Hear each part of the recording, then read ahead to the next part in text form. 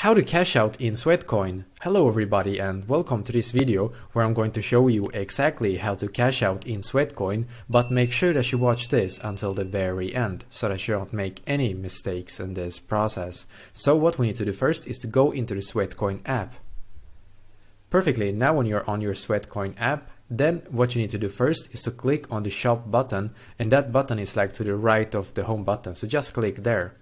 So I'm going to click there right now. Perfectly, as you can see in here, you need to scroll down and you can see some of the offers in here that you can cash out on Sweatcoin basically. So if you click on any of these offers, then you will be able to basically cash out in Sweatcoin if you have enough Sweatcoins. If you want to cash out to your bank account or to your PayPal, then actually I'm just going to show you.